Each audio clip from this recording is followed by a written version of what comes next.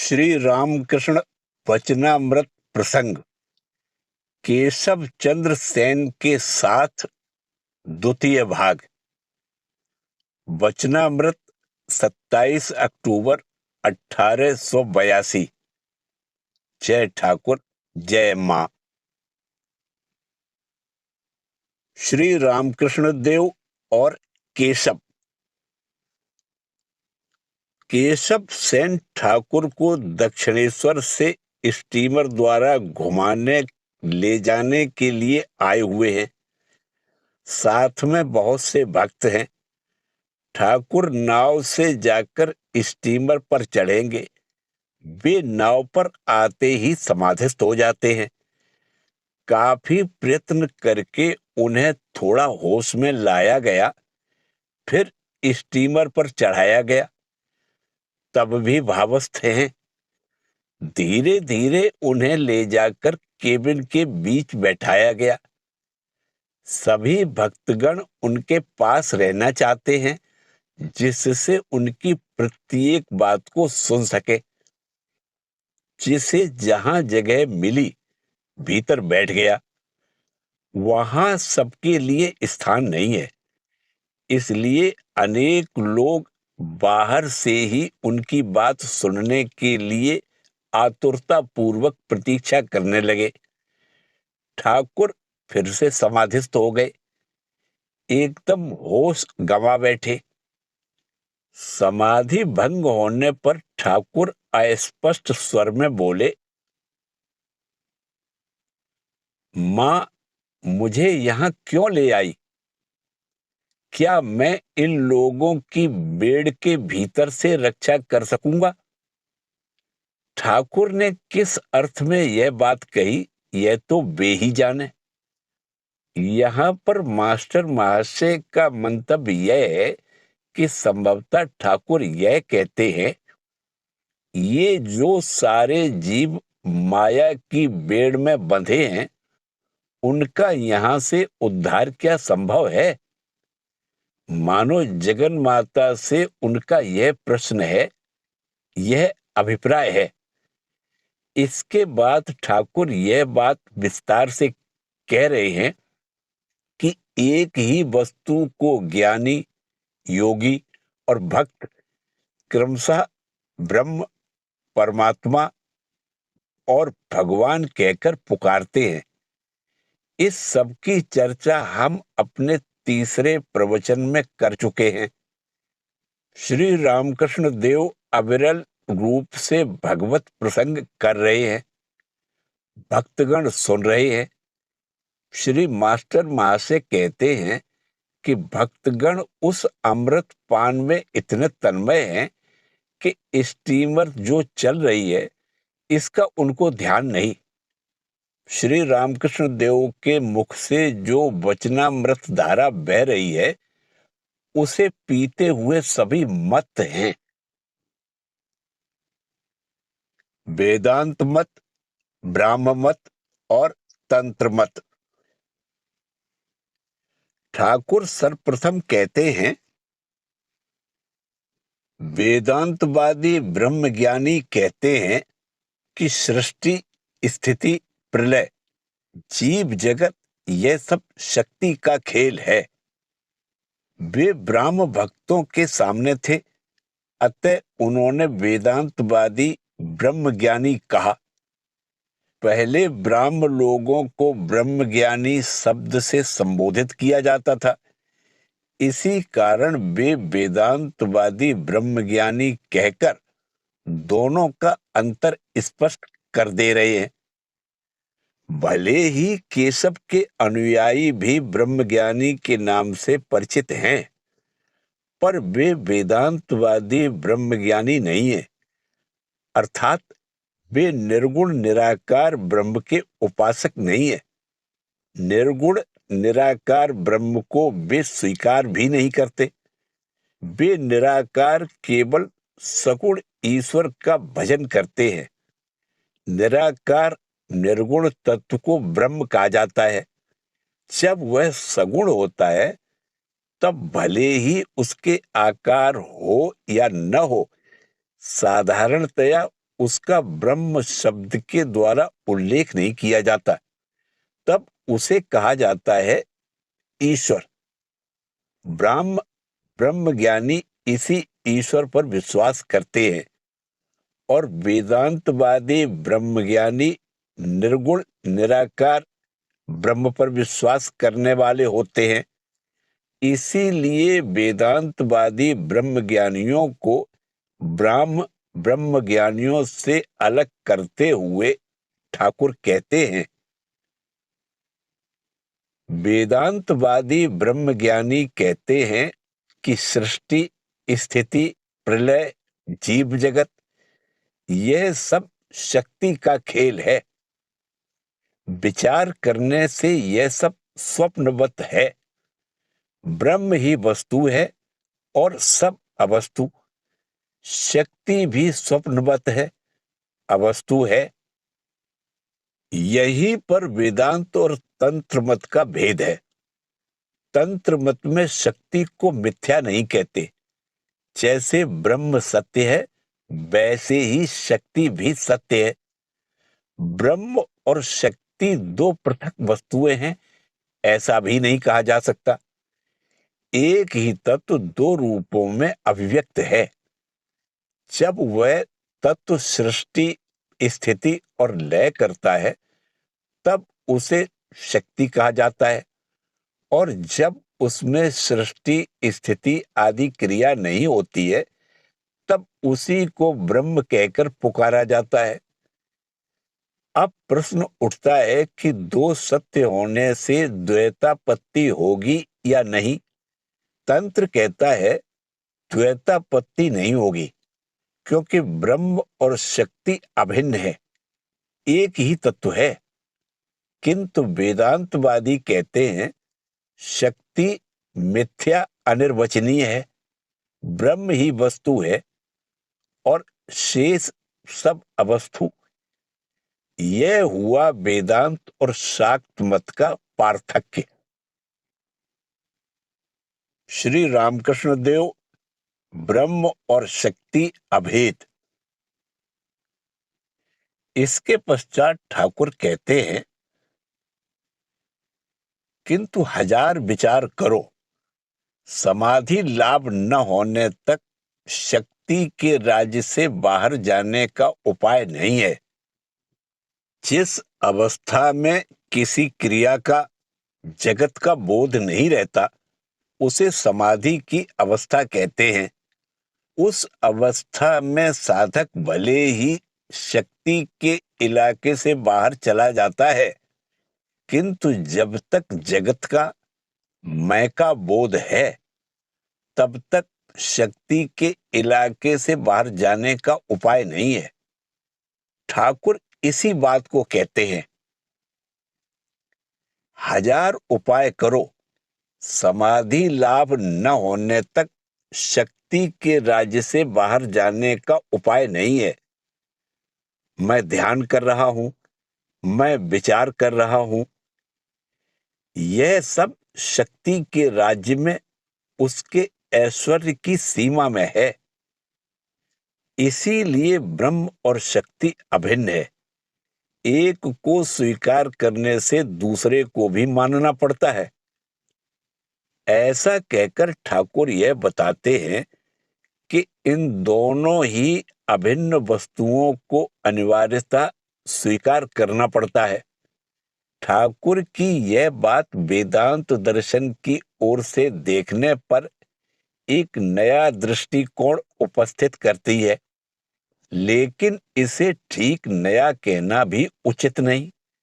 कहना होगा कि वेदांत दर्शन में शक्ति की मात्र आपेक्षिक सत्ता स्वीकार की गई है, लेकिन ठाकुर इस शक्ति पर विशेष जोर देते हैं। वे यह बात बार बार कहते हैं कि जब तक हम शरीर मन से बंधे हुए हैं, तब तक शक्ति की प्रभुता उपेक्षणीय नहीं है। देह धारण करने पर शक्ति को मानना ही होगा। आपेक्षिक सत्ता कहने का तात्पर्य यह है कि जब तक हम ब्रह्म को कारण रूप कहते हैं, तब तक उसका यह कारण रूप होना ही शक्ति का स्वरूप होना है। पर जब उसे कार्य कारण से अतीत कहा जाता है, मात्र तभी वह ब्रह्म स्वरूप है। जब उसे जगत कारण कहते हैं, अर्थात ईश्वर कहते हैं, तब भी वह शक्ति के ही राज्य के भीतर की बात है। वेदांत शास्त्र में जहां पर जगत की सृष्टि, स्थिति, लय के कर्ता को ब्रह्म कहा गया है, ध्यान रखना होगा कि वह शुद्ध ब्रह्म नहीं है। तैत्तिरीय उपनिषद में कहा गया है, जिससे ये सारे प्राणी उत्पन्न होते हैं, जिसके द्वारा वे सब जीवित रहते हैं, तथा प्रलय काल में जिसमें सभी लय को प्राप्त होते हैं, उसे विशेष रूप से जानने की इच्छा करो, वही ब्रह्म है।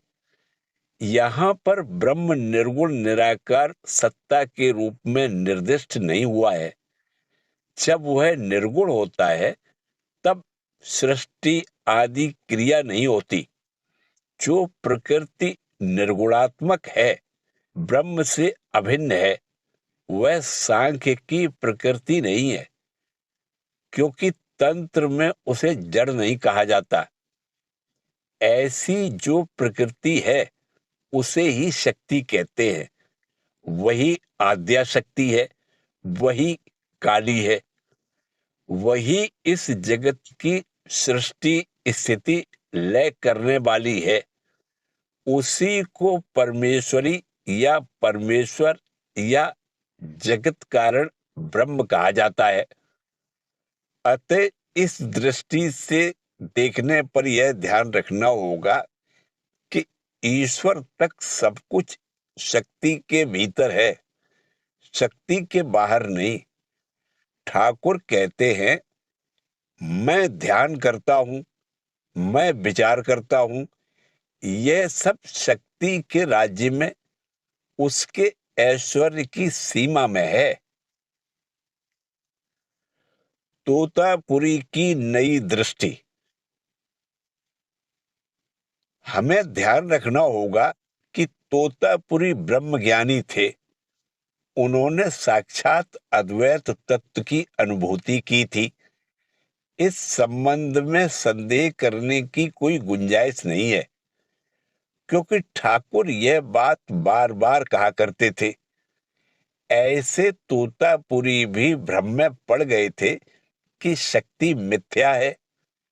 उन्होंने दीर्घ काल तक शक्ति की सत्यता को स्वीकार नहीं किया। बाद में अनेक प्रकार की अवस्थाओं में से गुजरकर अंत में उन्हें उस जगन माता को, आद्या शक्ति को स्वीकार करना पड़ा था। इससे समझा जा सकता है कि इस प्रसंग में ठाकुर की एक अपूर्व शक्ति ने कार्य किया था, जिसके परिणाम स्वरूप तोतापुरी जैसे चोटी के वेदांतवादी भी शक्ति को मानने के लिए विवश हुए थे। ठाकुर भी इस पर बड़े आनंदित हुए थे कि तोतापुरी ने अद्वैतवादी ब्रह्मज्ञानी होकर भी शक्ति को मान लिया। यह जो शक्ति का मानना है, यह मानो अद्वैत वेदांती तोतापुरी के भी ज्ञान की पूर्णता है। प्रश्न हो सकता है कि क्या तोतापुरी के ज्ञान में कमी थी? नहीं, उनके ब्रह्म ज्ञान में कमी नहीं थी। वे ब्रह्मज्ञ थे, इसमें संदेह नहीं कि उनका ब्रह्म ज्ञान पूर्ण था। किंतु ब्रह्म के जिस वैचित्र्य बहुल स्वरूप की बात शास्त्रों ने कही है, उसके संबंध में उन्हें विशेष जानकारी नहीं थी, ऐसा लगता है। उनकी साधना प्रणाली में यह पक्ष मानो पूरी तरह उपेक्षित ही रह गया प्रतीत होता है। अतः शक्ति के अस्तित्व के संबंध में यदि वे अनभिज्ञ थे तो इसमें कोई आश्चर्य नहीं। जब किसी साधना पद्धति को लेकर चलना होता है तब उसके संबंध में यथोचित ज्ञान मात्र शास्त्रों से नहीं होता। इसीलिए तोतापुरी में शक्ति के संबंध में प्रत्यक्ष जानकारी का अभाव था। उनका यह अभाव ठाकुर के सानिध्य में आने से दूर हुआ। लेकिन पहले वे ठाकुर के इस भाव को मानो समझ ही नहीं सके। हम जानते हैं कि जब उन्होंने ठाकुर को संन्यास देना चाहा था तो ठाकुर ने कहा था, ठहरो, मैं मां से पूछ आता हूं। फिर वे काली मंदिर में जाकर मां से पूछ आए और बोले, हाँ, मैं वेदांत साधना करूंगा। तोतापुरी थोड़ा हंसे। इधर वेदांत साधना भी करेगा और उधर मंदिर के भीतर पत्थर की मूर्ति से भी पूछेगा। तोतापुरी के लिए देवी मात्र पाषाणमयी थी। उसका वास्तविक स्वरूप वे नहीं जानते थे, न कभी जानने की आवश्यकता ही अनुभव की थी। वे ही तोतापुरी ठाकुर के साथ रहते हुए धीरे धीरे उनसे अनेक बातें सीखते हैं। जैसे कि दृष्टांत दिया जाता है, एक दिन शाम को पंचवटी में तोतापुरी के पास बैठे धर्म प्रसंग करते हुए संध्या हो जाने पर ठाकुर हाथ से ताली बजाते हुए भगवान नाम करने लगे। तोतापुरी चकित हो गए। उपहास करते हुए बोले, अरे क्यों रोटी ठोकता है? ठाकुर तो हाथ से ताली बजाते हुए भगवान का नाम ले रहे हैं और तोतापुरी मजाक कर रहे हैं कि हाथ से ठोक ठोक कर रोटी क्यों बना रहा है। तोतापुरी जानते थे कि ठाकुर असाधारण दैवी संपदा लेकर जन्मे हैं, उन्हें ब्रह्म ज्ञान हो गया है। पर यह देखकर वे विचार करते हैं कि ठाकुर अपने पूर्व संस्कारों से मुक्त नहीं हो पा रहे हैं। यह मानो उन्हीं संस्कारों की पुनरावृत्ति हो रही है। तभी तो हाथ से ताली बजाकर भगवान का नाम ले रहे हैं। ठाकुर हंसकर बोले, हटो जी, मैं तो कहां भगवान का नाम ले रहा हूं और तुम कहते हो मैं रोटी ठोक रहा हूं।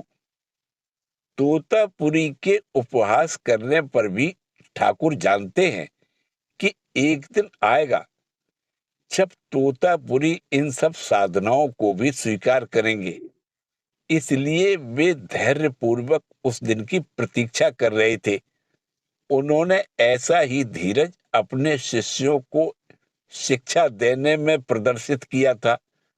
जब नरेंद्रनाथ ने ठाकुर के आदेशानुसार अष्टावक्र संहिता आदि ग्रंथ पढ़कर कहा था, अवश्य ही ऋषि मुनियों का दिमाग बिगड़ गया था, नहीं तो इस प्रकार की बात वे कैसे लिखते।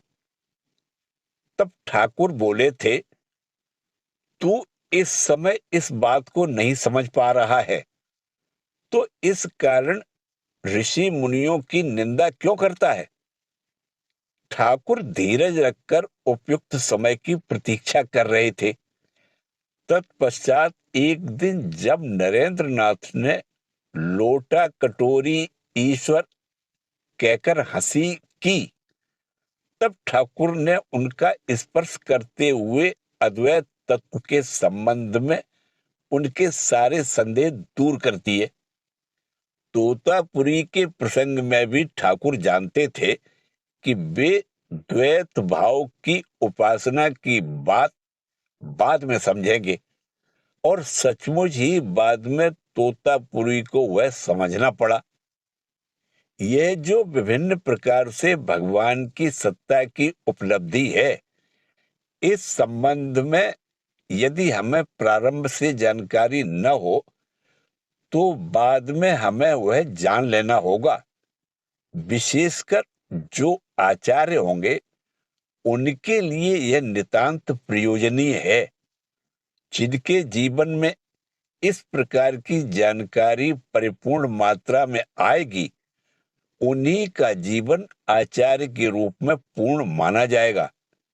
आचार्य के रूप में इसलिए कहता हूं कि सभी साधकों को सभी अवस्थाओं में से जाने की आवश्यकता नहीं होती। एक साधक यदि किसी प्रणाली का अवलंबन करके चरम लक्ष्य तक पहुंच जाए तो वही उसके जीवन के लिए पर्याप्त है। उसी में उसकी पूरी सार्थकता है। किंतु जो आचार्य होंगे, जो संसार में सबको रास्ता दिखाने आए हैं, उनका इस प्रकार एकांगी दृष्टि लेकर चलने से काम नहीं चलेगा। ऐसी दशा में वे मात्र इस प्रकार के मनोभाव युक्त कुछ ही लोगों को साधना की दृष्टि से सहायता कर सकेंगे। बहुत से लोग उनकी परिधि से बाहर रह जाएंगे। तभी तो ठाकुर ने कहा है, स्वयं को मारने के लिए एक नहरनी भी पर्याप्त है, लेकिन दूसरे को मारने के लिए अर्थात दूसरे के साथ यदि लड़ना पड़े तो ढाल तलवार की आवश्यकता होती है। ठीक इसी प्रकार जिनको आचार्य होना होगा, उन्हें जैसा कि ठाकुर ने कहा है, सब घरों में से जाकर अपनी गोटी पकानी होगी। उनके एक ही ओर से जानने से काम नहीं चलेगा। पूरी जानकारी प्राप्त करनी होगी। तोतापुरी को ऐसी पूर्ण जानकारी देने के लिए भक्ति मार्ग के संबंध में उनकी अनभिज्ञता को दूर करने के लिए ठाकुर हंसकर बोले, मैं तो भगवान का नाम ले रहा हूं और तुम हो कि उपहास करते हो। मैं रोटी ठोक रहा हूं। यथाक्रम तोतापुरी ने यह भाव प्राप्त किया तथा उसके पश्चात हम जानते हैं कि किस प्रकार वे जगन माता का साक्षात दर्शन प्राप्त कर कृतकृत्य हुए। श्री रामकृष्ण देव और उनके गुरु। हमें यह जान रखना होगा कि यद्यपि अवतार पुरुष अपने साधना पथ में किसी किसी व्यक्ति का गुप्त रूप से वर्ण करते हैं, लेकिन वे गुरु उनके समान पूर्ण नहीं होते। अवतार के सानिध्य में आकर उनकी सहायता से वे क्रमशः पूर्णता को प्राप्त होते हैं। यह बात ध्यान में रखनी होगी। ठाकुर के प्रसंग में यह बात तोतापुरी पर लागू होती है, फिर भैरवी ब्राह्मणी पर भी। एक ओर जैसे तोतापुरी शक्ति के संबंध में अनभिज्ञ थे, वैसे ही दूसरी ओर भैरवी ब्राह्मणी अद्वैत वेदांत के संबंध में पूरी तरह अनभिज्ञ थी।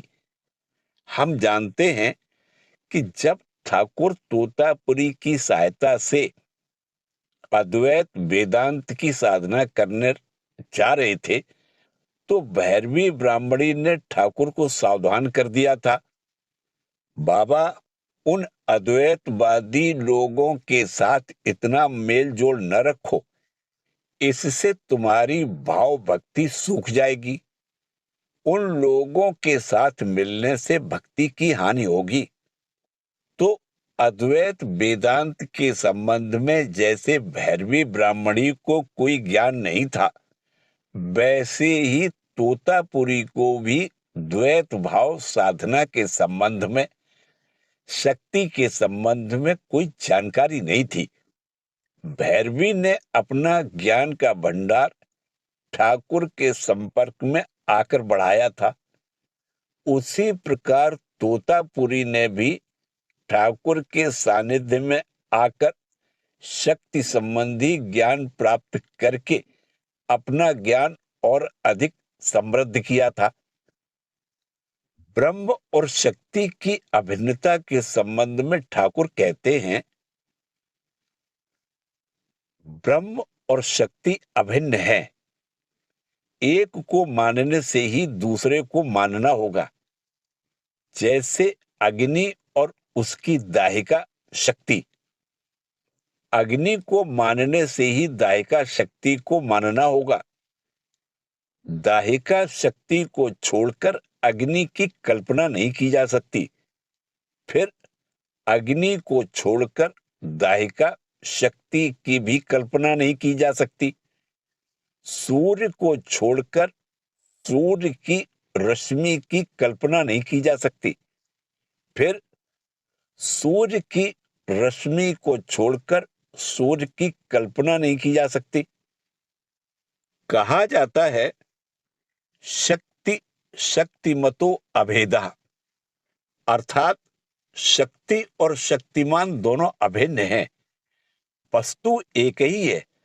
उसके एक पहलू को लक्ष्य कर हम कह सकते हैं शक्ति, फिर उसी के दूसरे पहलू को लक्ष्य कर कहा जाता है शक्तिमान। शक्ति का जो वैचित्र्य है उसे अस्वीकार नहीं किया जाता, लेकिन यह न मानने पर कि उस वैचित्र्य के पीछे एक निरपेक्ष सत्ता है जिसके भीतर कोई परिवर्तन नहीं होता, शक्ति का यह वैचित्र समझा नहीं जा सकता।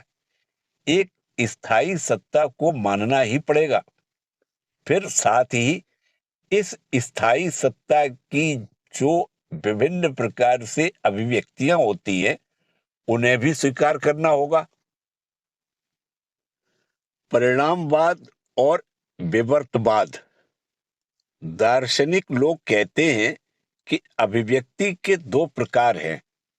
कोई कोई कहते हैं कि ब्रह्म का परिणाम होता है और दूसरे कहते हैं कि ब्रह्म का विवर्त होता है।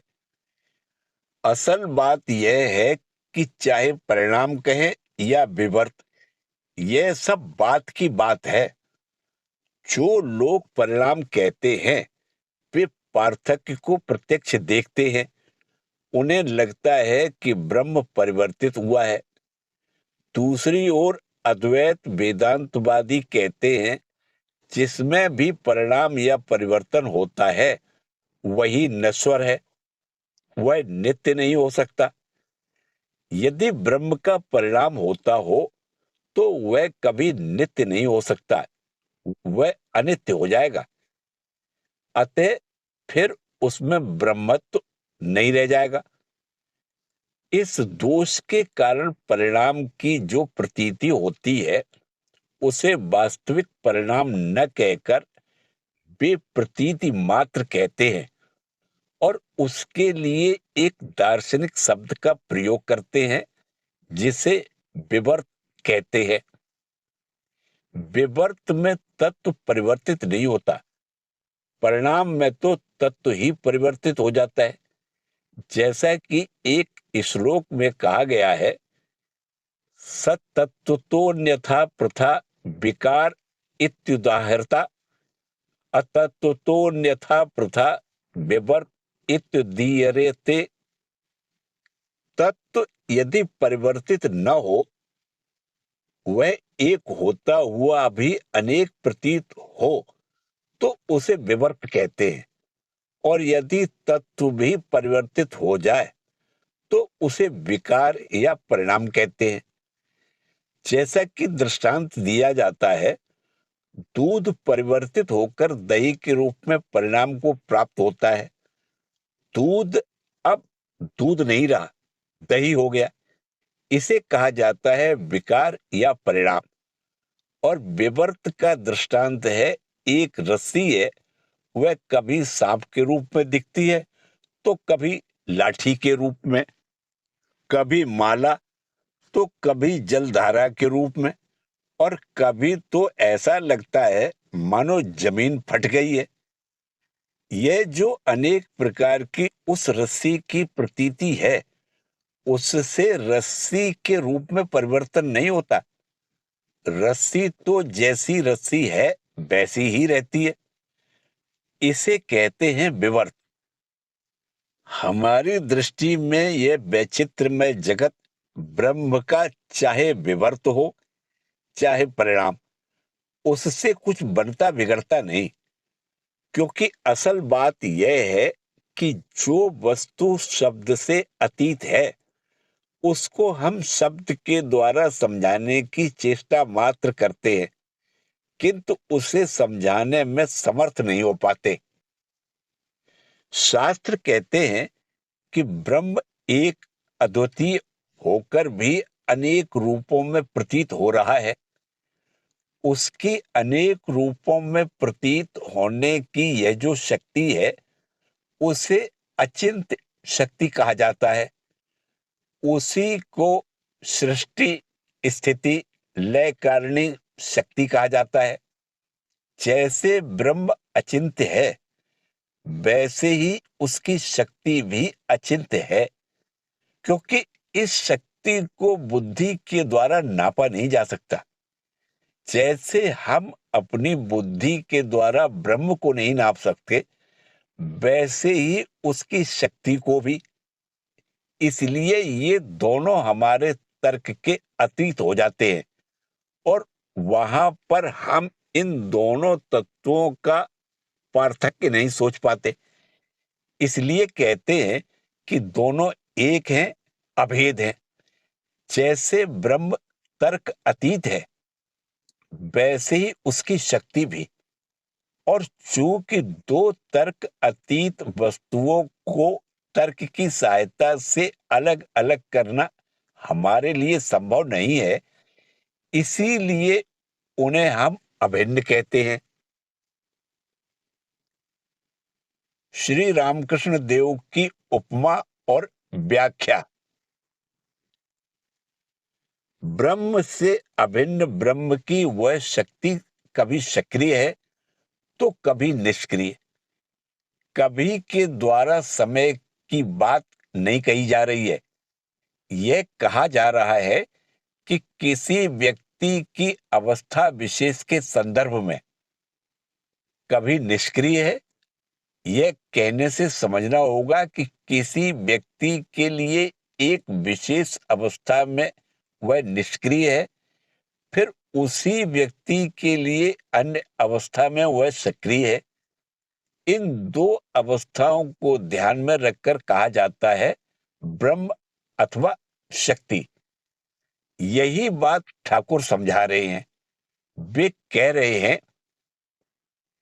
जब वह सृष्टि स्थिति लय करता है तब उसे शक्ति कहते हैं, और जब वह सृष्टि स्थिति आदि कुछ नहीं करता तब उसे ब्रह्म कहते हैं।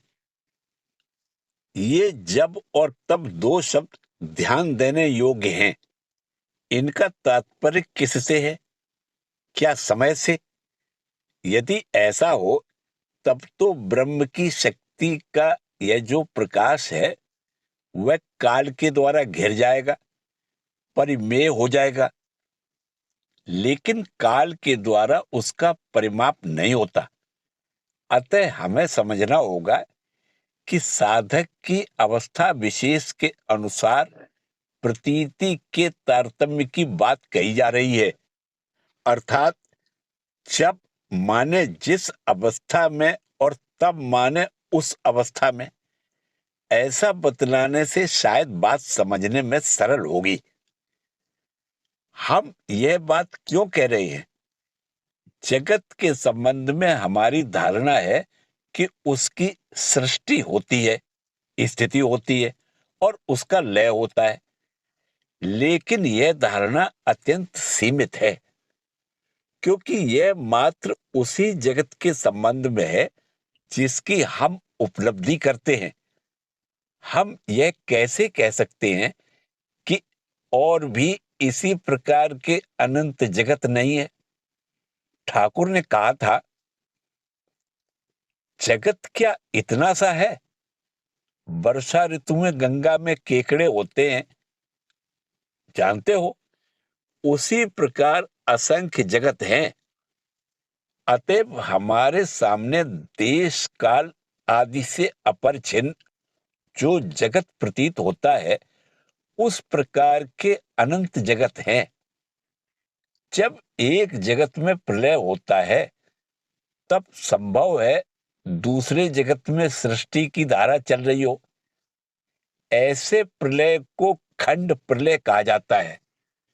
महाप्रलय इससे भिन्न है। महाप्रलय की अवस्था में सृष्टि कहीं भी नहीं रहती। कैसे जानेंगे कि तब सृष्टि कहीं भी नहीं रहती? कौन बता सकता है कि समस्त सृष्टि का लोप हुआ कि नहीं? कोई नहीं बता सकता। इसलिए इस प्रकार से उसे समझने का प्रयत्न न कर, साधक के अनुभव के भीतर से ही उसे समझना होगा। साधक शक्ति के राज्य के अधीन। सृष्टि स्थिति प्रलय का अर्थ क्या है? कार्य का कारण में लय होता है। कार्य स्थूल वस्तु है और कारण सूक्ष्म। अतः स्थूल का सूक्ष्म में लय होता है, फिर कारण महाकारण में लीन हो जाता है। यह जो लय होना है वह किसी काल के द्वारा परिच्छिन्न होने वाली बात नहीं है। इसे अवस्था का विभाजन मानने पर कह सकते हैं कि जिस अवस्था में हमें स्थूल जगत की प्रतीति नहीं हो रही है, उस अवस्था में स्थूल जगत सूक्ष्म में लय को प्राप्त हो गया है, तथा मन की जिस अवस्था में सूक्ष्म जगत की प्रतीति नहीं होती, उस अवस्था में सूक्ष्म जगत कारण में लीन हो गया है। मन की जिस अवस्था में कारण की भी प्रतीति नहीं होती, उस अवस्था में कारण महाकारण में अर्थात कारणातीत सत्ता में, जिसे तुरीय कहा जाता है, लीन हो गया, ऐसा माना जाएगा। कारणातीत सत्ता है, इसीलिए स्थूल, सूक्ष्म और कारण का क्रम विकास होना संभव होता है। अतः हमें अपने आप को छोड़कर अथवा दृष्टा अथवा अनुभवकर्ता को छोड़कर स्वतंत्र रूप से जगत की सृष्टि स्थिति लय अवस्थाओं पर विचार करने की आवश्यकता नहीं है। इसीलिए वेदांत कहता है कि सृष्टि स्थिति प्रलय की यह सब जो बात शास्त्रों में है वह केवल हमें अद्वैत ब्रह्म तत्व में पहुंचा देने का उपाय है। यह जो मृत्तिका, लौखंड या विस्फुलिंग का दृष्टांत देकर सृष्टि की बात को अनेक प्रकार से कहा गया है, वह केवल उस ब्रह्म ज्ञान की बात को समझाने के लिए ही जीव और ब्रह्म के एक की बुद्धि में प्रतिष्ठित करने के लिए ही है। उसका अन्य और कोई तात्पर्य नहीं है। वास्तव में ब्रह्म में कोई भेद है ही नहीं, क्योंकि जगत की सृष्टि स्थिति लय अथवा स्थूल सूक्ष्म कारण अवस्थाओं की कोई वास्तविक सत्ता नहीं है। यही बात इस मांडूक्य कारिका में कही गई है। यदि ऐसा है तो जगत कारणत्व को हमारी इस जगत अनुभूति की अपेक्षा है, क्योंकि जगत अनुभूति ही जगत कारणत्व का आधार है। अतः जब तक हम जगत सृष्टा तक की कल्पना करते हैं, तब तक हम शक्ति के राज्य में हैं। जहां तक साधन का स्तर चल सकता है, वहां तक शक्ति का राज्य है। और अगर कोई साधना के समस्त सोपान पार करके स्वरूप में प्रतिष्ठित होता है, ब्रह्मस्थ होता है, तो वह शक्ति का इलाका पार कर जाता है। बात यह है कि उस सत्य तक पहुंचने के लिए विभिन्न सोपानों की आवश्यकता होती है। विभिन्न स्तरों पर एक एक पग आगे बढ़ते हुए हम अंत में लक्ष्य में पहुंच जाते हैं। प्रत्येक सोपान हमारे लिए आवश्यक है। ऐसा नहीं होने से छत पर चढ़ जाना हमारे लिए संभव नहीं है। और जब छत पर पहुंच गए तब सीढ़ियों को अवास्तविक कहने में भी कोई सार्थकता नहीं है। सीढ़ियों के रहने से ही हमारा छत पर पहुंचना संभव हो सका। शक्ति का राज्य है, इसलिए हम शुद्ध ब्रह्म में प्रतिष्ठित हो सकते हैं, और ऐसा होना संभव है। यदि वह न होता तो फिर शुद्ध ब्रह्म की भी कोई सार्थकता नहीं रहती। कौन उसे जानता? वह तो स्वस्वरूप में ही अवस्थित रहता, और हम जो उसकी जगत कारण इत्यादि कहकर व्याख्या कर रहे हैं वह सब अर्थहीन हो जाती, क्योंकि हमारी ये सब बातें शक्ति के ऊपर ही निर्भर करती हैं। ठाकुर कहते हैं, ब्रह्म को छोड़कर शक्ति की, शक्ति को छोड़कर ब्रह्म की धारणा नहीं की जा सकती है। नित्य को छोड़कर लीला की, लीला को छोड़कर नित्य की धारणा नहीं की जा सकती। श्री रामकृष्ण देव ब्रह्म और शक्ति, नित्य और लीला। ठाकुर शक्ति और ब्रह्म ये दो शब्द कहते हैं, उसके तुरंत बाद ही शब्द बदलकर कहते हैं लीला और नित्य। लीला माने परिवर्तन, और परिवर्तन कहने से ही बोध होता है कि इसके पीछे एक अपरिवर्तित सत्ता है। वह न होने से किसकी तुलना में परिवर्तन होगा? इसीलिए परिवर्तन शब्द कहने के साथ ही साथ एक और तत्व आ जाता है जो अपरिवर्तनशील है। उसी को पृष्ठभूमि में रखकर उसके साथ तुलना करके हम परिवर्तन का अनुभव करते हैं। ऐसा न हो तो परिवर्तन कहने के लिए कोई वस्तु रह नहीं जाती। हम ट्रेन से जा रहे हैं, जैसे वह ट्रेन चल रही है ठीक वैसे ही यदि उसके आसपास की जमीन, वृक्ष, घर आदि चलने लगते तब तो ट्रेन का चलना समझ में नहीं आता। ट्रेन चल रही है इस वाक्य का भी प्रयोग नहीं होता, क्योंकि सारा दृश्य एक ही प्रकार का दिखाई देता। लेकिन जब हम देखते हैं कि हम ट्रेन में बैठे हुए हैं और वृक्ष आदि अपना स्थान बदल रहे हैं, घर मकान सब सरकते जा रहे हैं, तब हमें लगता है कि परिवर्तन हो रहा है। परिवर्तन में कौन सा स्थायी है और कौन सा अस्थायी, यह बाद की बात है। हमारा कहना यह है कि बिना एक स्थायी वस्तु की धारणा किए हम किसी अस्थायी वस्तु का परिवर्तन का अनुभव नहीं कर सकते।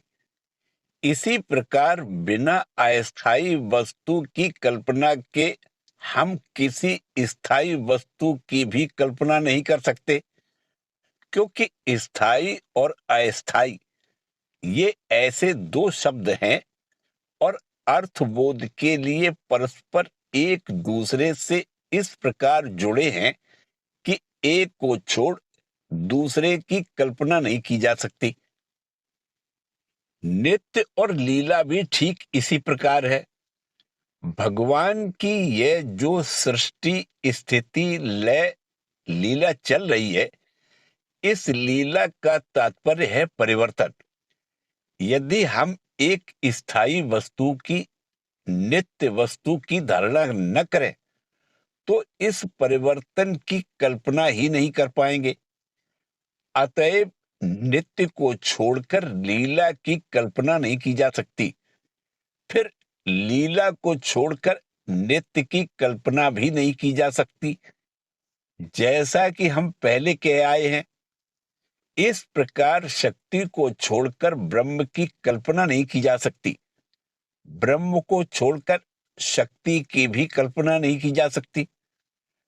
दोनों इस प्रकार अंगांगी रूप से संबद्ध हैं, ऐसे अभेद संबंध से जुड़े हैं कि एक को छोड़कर दूसरे की कल्पना तक नहीं की जा सकती। अतः इस दृष्टि से ब्रह्म और शक्ति अभिन्न हैं। फिर भी कई बार हम लोग इस दृष्टिकोण में मानो थोड़ा दार्शनिक सामंजस्य रखे बिना ही कह देते हैं कि यह जो परिवर्तन है वह मिथ्या है और जो अपरिवर्तनीय है केवल वही सत्य है, क्योंकि हम अपने जागतिक अनुभवों से जानते हैं कि जो कुछ परिवर्तनशील है वह अनित्य है। लेकिन यह परिवर्तन, यह लीला यदि प्रवाहकार में नित्य हो तब हमें भला क्या आपत्ति हो सकती है। हम ऐसा भी नहीं कह सकते कि वह असंभव है। असल बात यह है कि जिस सीमित दायरे में हमने जानकारी इकट्ठी की है उसी पर हमारी युक्ति आधारित है। उससे अधिक की कल्पना हम नहीं कर पाते। इसी कारण शास्त्र कहते हैं, अचिंत्या खलु ये भावा न तास्तर्केण योजयेत्। जो विषय विचार से अतीत है उसका निर्णय तुम तर्क के आधार पर करने मत जाओ, क्योंकि ऐसा करने से तुम्हें भ्रमित होना होगा। तर्क जहां पर नहीं पहुंच सकता वहां हम यदि तर्क का प्रयोग करें तो वह तर्क का दुरुपयोग है। हम तर्क का बेमौके प्रयोग करते हैं, अतः तर्क वहां बाधित होता है। इसीलिए शास्त्र कहते हैं कि जो अचिंत्य है उसे तर्क के द्वारा संयुक्त करने की चेष्टा न करो। ब्रह्म और शक्ति दोनों ही अचिंत्य हैं, क्योंकि जगत का जो सूक्ष्मतम तत्व है उसे ही यदि शक्ति कहें तो उस शक्ति के स्वरूप की कल्पना हम नहीं कर सकते। फिर देश काल निमित्त से अतीत जो सत्ता है उसकी कल्पना भी हम नहीं कर सकते। फलस्वरूप यदि तर्क के द्वारा उस तत्व को समझने की चेष्टा करेंगे तो यह संभव नहीं होगा। अतएव युक्ति की सहायता से शक्ति को मिथ्या प्रमाणित करने का प्रयास एक व्यर्थ का प्रयास मात्र है। शक्ति सत्य है या मिथ्या, यह प्रश्न एक कूट दार्शनिक प्रश्न मात्र है। तर्क के द्वारा इसकी मीमांसा नहीं हो सकती। अनुभव के आधार पर ही इसकी मीमांसा हो सकती है। ठाकुर अनुभव की दृढ़ भूमि पर प्रतिष्ठित होकर कहते हैं, शक्ति और ब्रह्म दोनों सत्य हैं। कहते हैं, असल में दो वस्तुएं हैं ही नहीं। जिसे शक्ति कहते हैं उसी को ब्रह्म कहते हैं। हम दो अवस्थाओं को देखकर केवल समझने की सुविधा के लिए दो नाम देते हैं। वास्तव में ये दो पृथक वस्तुएं नहीं है। जो ब्रह्म है वही शक्ति है, जो शक्ति है वही ब्रह्म है। इन दोनों में रंच मात्र पार्थक्य नहीं है। इस दो से द्वैत की सृष्टि नहीं होती। दो दृष्टिकोणों से देखने पर हमारी बुद्धि में जैसा भाषित होता है उसके अनुसार हम कहते हैं कि ब्रह्म और शक्ति। जब वह सृष्टि स्थिति लय करता है तब कहते हैं शक्ति, और जब सृष्टि स्थिति लय नहीं करता तब उसे कहते हैं ब्रह्म। ठाकुर इस बात को इतना सरल बनाकर इसलिए कह रहे हैं जिससे वह हमें अनायास ही बोधगम्य हो जाए। उनके इस तरह न कहने से ढेरों शास्त्र पढ़कर भी इस साधारण बात की धारणा करना हम जैसे लोगों की बुद्धि के लिए संभव नहीं होता। काली तत्व, यही बात ठाकुर फिर कह रहे हैं। आद्या शक्ति लीलामयी है, सृष्टि स्थिति प्रलय करती है, उसी का नाम है काली। काली ही ब्रह्म है, ब्रह्म ही काली है, दोनों एक ही वस्तु है। जब वह निष्क्रिय है, सृष्टि स्थिति प्रलय कुछ नहीं करता, इस बात का जब हम विचार करते हैं तब उसे ब्रह्म कहकर पुकारते हैं। जब वह यह सब कार्य करता है तब उसे काली कहते हैं, शक्ति कहते हैं। व्यक्ति एक ही है, नाम रूप का भेद है। जैसे जल, वाटर, पानी, जैसा जैसा हम अनुभव करते हैं वैसा वैसा ही एक एक नाम देते जाते हैं। जैसी हमारी बुद्धि की दौड़ होती है या दृष्टिकोण रहता है, तद अनुसार हम या तो काली कहते हैं या आद्याशक्ति या ब्रह्म। इससे तत्व में भेद नहीं हो जाता। इस बात को यहाँ पर जल, वाटर, पानी का दृष्टांत देकर समझाते हैं। जल को यदि वाटर कहा जाए तो वस्तु भिन्न नहीं हो जाती, केवल हमारी भाषा में पार्थक्य होता है। कोई जल कहते हैं, कोई वाटर, कोई पानी। क्यों कहते हैं?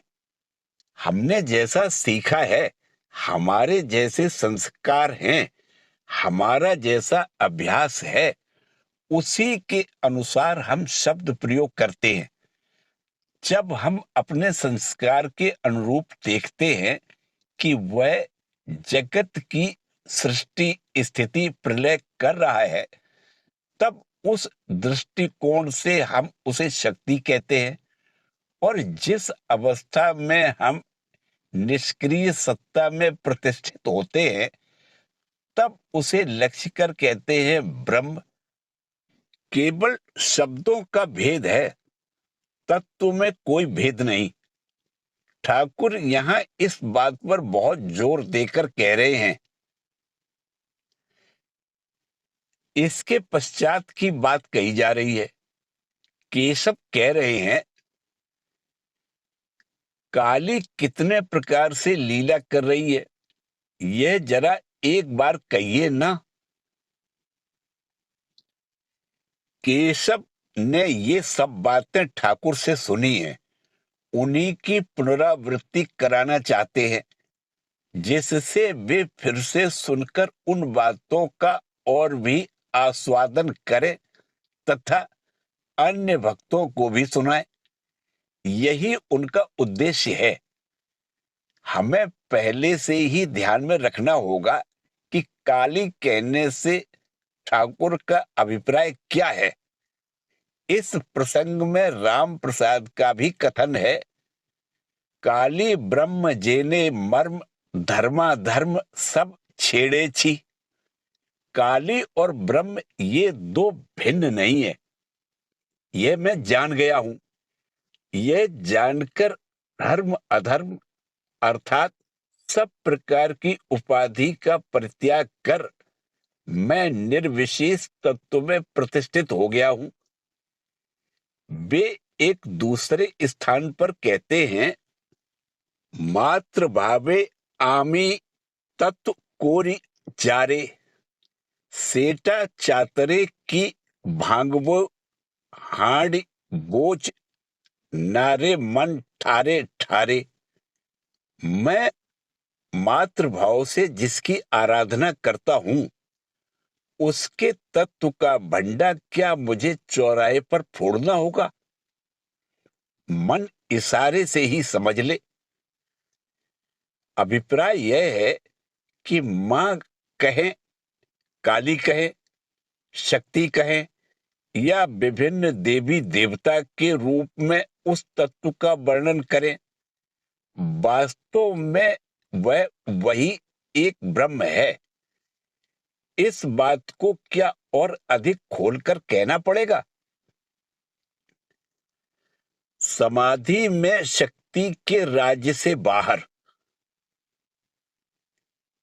इस प्रकार हमने देखा कि जब तक कोई साधना करता है तब तक, अर्थात उस चरम तत्व तक पहुंचने के पूर्व तक, वह शक्ति के राज्य में रहता है। जब वह निर्विकल्प समाधि में स्थित हो जाता है तभी कहा जा सकता है कि वह शक्ति के राज्य से बाहर चला गया। लेकिन जब वह फिर से साधारण भूमि में लौट आता है तब भी शक्ति के राज्य में ही रहता है। तभी तो तोतापुरी ब्रह्मज्ञ होकर भी इच्छा मात्र से स्वयं को उस समाधि में प्रतिष्ठित नहीं कर पा रहे हैं, क्योंकि आद्या शक्ति महामाया रास्ता नहीं छोड़ रही है। तोतापुरी यह बात नहीं समझते थे कि शक्ति की कृपा से ही उन्हें निर्विकल्प समाधि हुई है। वे यह बात जानते नहीं थे। लेकिन जब उन्होंने देखा कि उनका ब्रह्मावगाही मन बार बार प्रयत्न करके भी त्रिगुण के राज्य को छोड़कर तुरीय सत्ता में प्रतिष्ठित नहीं हो पा रहा है, तब वे विस्मित होकर विचार करने लगे, यह क्या हो रहा है? मेरे मन ने तो कभी मेरी आज्ञा का उल्लंघन नहीं किया, फिर आज ऐसा क्यों हो रहा है? जो हो, उन्होंने सोचा कि शरीर ही इसका कारण है, इसलिए उसका विसर्जन कर देना चाहिए। तब वे यह भी नहीं समझते थे कि शरीर छोड़ना या रखना, इसमें भी वे स्वतंत्र नहीं है। यहां भी महामाया का शासन है, शक्ति का राज्य है। वे शरीर त्याग करने के लिए जाते हैं। वर्णन आता है कि रुग्ण देह को विसर्जित कर देने के लिए वे गंभीर रात्रि में गंगा में जाते हैं। धीरे धीरे वे गंगा में उतरते हैं और क्रमशः गहरे जल में प्रवेश करते हैं, लेकिन डूबने लायक जल कहीं भी नहीं पाते।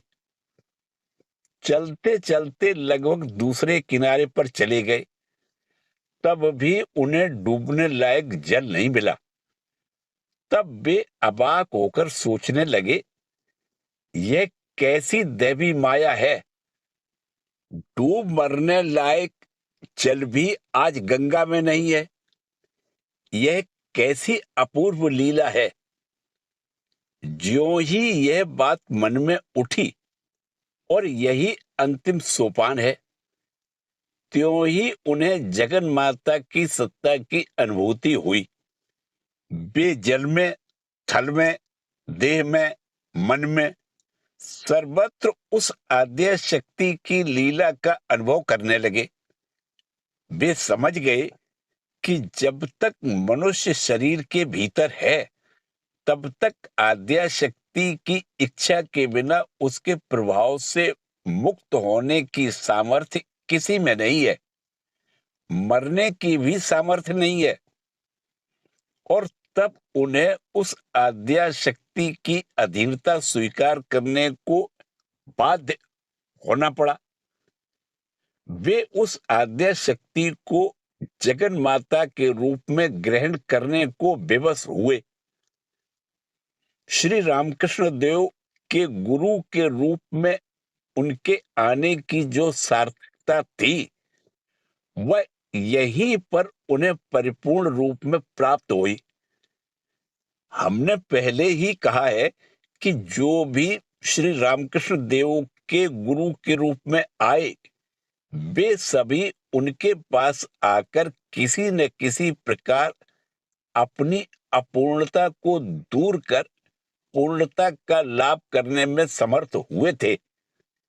हमने यहाँ पर तोतापुरी के पूर्णता लाभ का प्रसंग देखा। ज्ञानिनाम अपि चेतांश देवी भगवती ही सह बलादा कृष्ण मोहाय महामाया प्रेक्षति। अर्थात देवी भगवती महामाया ज्ञानियों के चित्त को भी बलपूर्वक खींचकर मोह से ढक लेती है। ज्ञानिनाम अपि चेतांश, कोई भी नहीं छूटता। शरीरधारी मात्र को, चाहे वह कितना भी बड़ा ज्ञानी क्यों न हो, महामाया अपनी इच्छा अनुसार अपने हाथ की पुतली बनाकर नचा सकती है। मैं उन्नत साधक हूं, ऐसा गर्व करने के लिए, अभिमान करते हुए सिर ऊंचा करने के लिए कोई स्थान नहीं है। जय ठाकुर, जय मां।